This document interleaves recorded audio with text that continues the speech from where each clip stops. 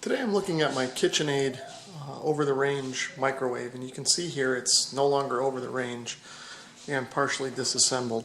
And I've actually already repaired this thing, but I just wanted to make a quick video to show what I did in case somebody else may be having the same problem and may want to try and fix this themselves. But one word of caution is that microwaves can be extremely dangerous. There's a lot of high voltage inside, especially in this area on mine, where you can see this is the high voltage power supply. There's a high voltage capacitor back here somewhere that I don't think I can quite show.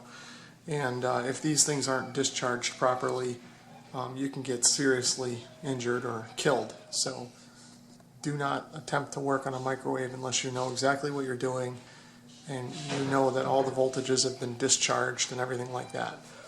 So this video is strictly for informational purposes only.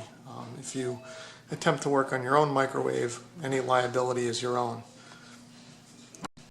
So anyway, the problem with this microwave is that periodically it would work and then it would just stop heating. Everything would work normally, it would act like it was working, but it wouldn't heat the food. And normally that's an indication that this device here, the magnetron, has failed, or some other of the high voltage components in the microwave have failed. Now, I've previously taken this thing apart and diagnosed all of those things and have not been able to figure out what was wrong until today.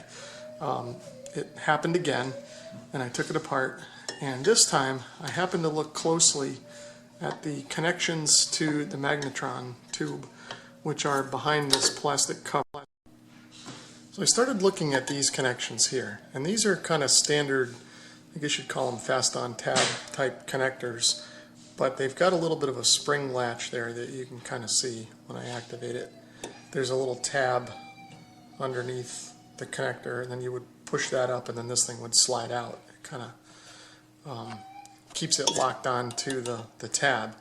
Well, what had happened was, even though it's got all of that, this thing was sort of loose in there, just a little bit loose, and this microwave is about 6 years old now. So between being loose and a tiny bit of oxidation on the connector, I think that these high voltage connections just weren't making good contact. So all I did was take these tabs off and I cleaned up the connections, and then I put some, you can kind of see it on the end of my screwdriver there, I put some conductive grease on the contacts, put everything back together, and then kind of cinched it tight with a pair of pliers just to make sure that the connection stays good. Well, that'll just about do it for my explanation of how I repaired this KitchenAid over the stove microwave. Hopefully this video was helpful. Feel free to leave a comment or subscribe if you feel like doing so. And as always, thanks.